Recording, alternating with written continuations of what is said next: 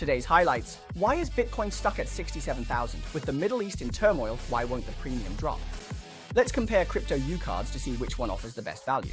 Thursday, April 2nd. BitcoinTV Chinese channel, B-link here. I'm Michael. Let's look at the 24-hour data headlines you must follow. On-chain, Bitcoin is still stuck oscillating around 67,000. The price looks stable, right? But it just can't break through. The reason's simple. The Coinbase Premium Index shows capital hasn't arrived. It had a small rebound, but quickly returned to negative. This means big American capital hasn't made a move yet. Historically, if this premium stays positive long-term, it means institutions have entered and the market's ready to take off. But it's been negative, showing this rebound is just internal play, pushed by leverage rather than new capital. So the price moves sideways, there's no momentum, but it won't drop either. Capital and the market are just waiting and watching. If this index doesn't pick up, Bitcoin will likely continue to fluctuate. To truly break through, we need new capital to ignite it. Otherwise, spinning in place is frustrating. Alright, let's look at a new indicator. We'll overlay UTXO with real market cost and trend, filter out short-term noise, and leave a directional indicator. How do we read it? Let's look at this chart. This chart uses $5,000 blocks. Looking at the structure from 2019 to 2026, what signals do you see? Bitcoin's trend is shifting, right? After the price peaked between $100,000 and $110,000.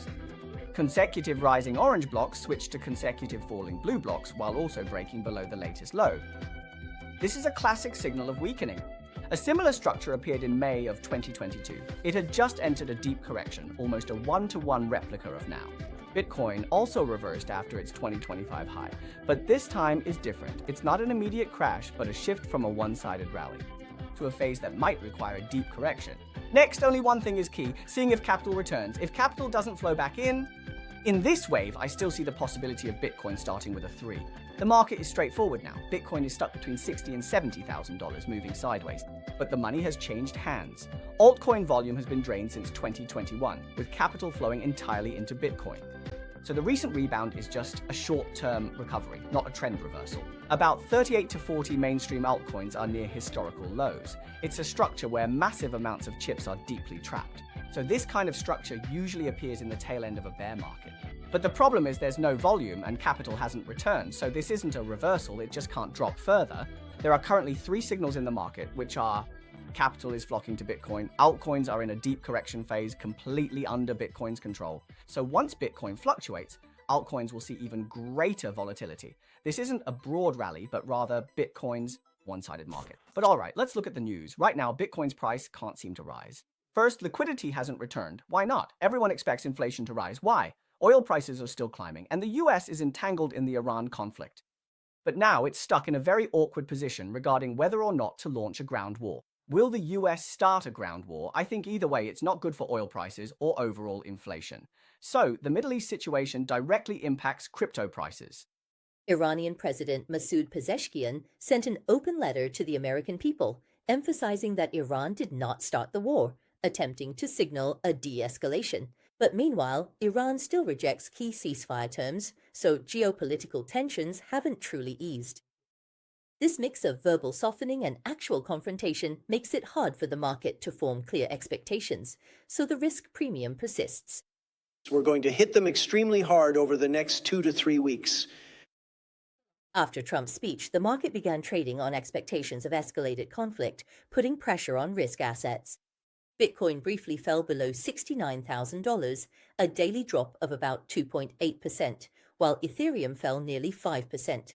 The logic is simple. Geopolitical conflict drives up oil price expectations, strengthening the appeal of the dollar and US treasuries.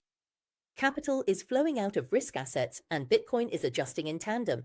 This isn't an issue within the crypto world itself, but a macro risk repricing.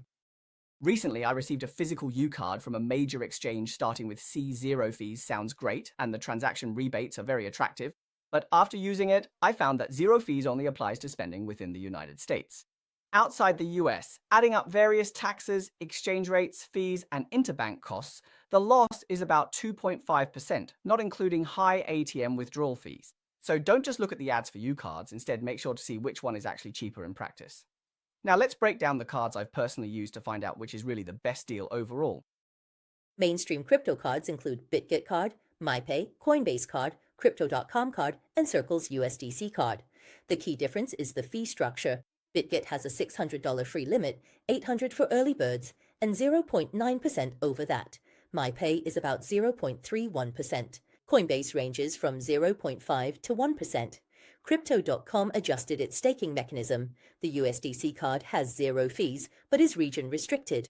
So there's no single lowest cost. It depends on your spending habits. The difference can reach thousands of dollars. MiPay uses a $0.21 plus 0.1% fee structure.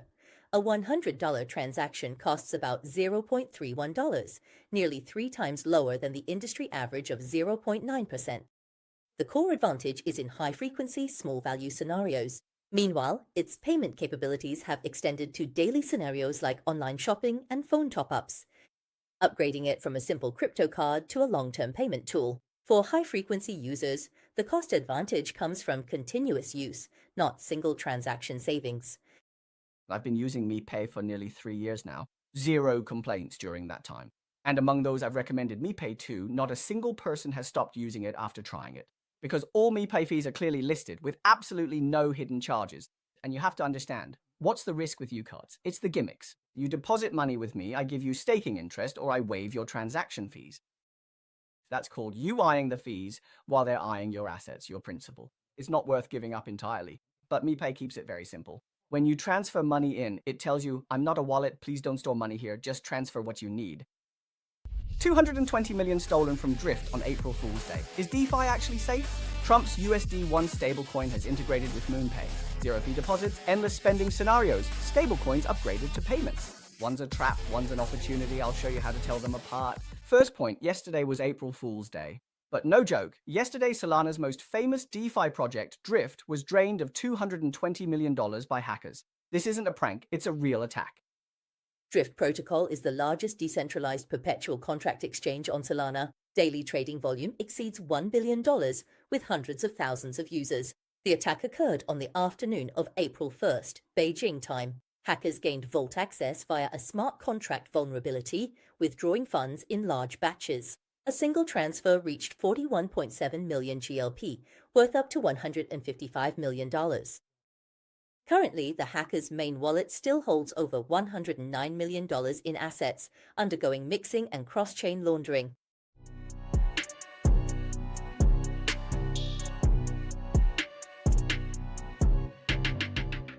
Following the news, the Drift token plummeted over 30% within 24 hours.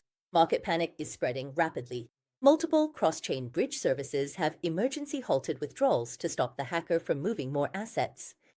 But on-chain tracking data shows funds have already started flowing into mixing protocols like Tornado Cash. Currently, Drift officials haven't released a full list of affected users, but industry estimates place the number of affected users between several thousand and tens of thousands.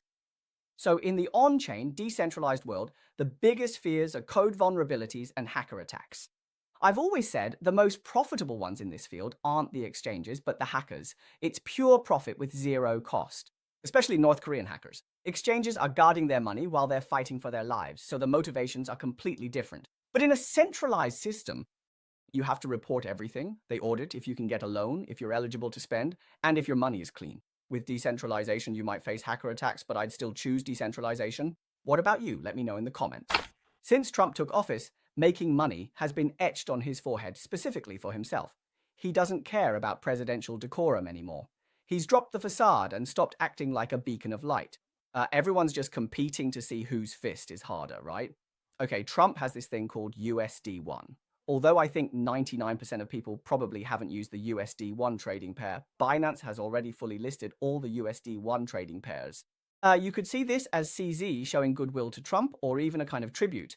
But the news changed today. USD1 has secured a US National Trust Bank license, which means it now has a compliant status in traditional finance. Another piece of news. MoonPay today opened up zero-fee deposits for USD1. So for the sake of those fees, would you convert your USDT or USDC into USD1? MoonPay, as a global agent, has launched zero-fee deposits for USD1, supporting methods like credit cards and bank transfers.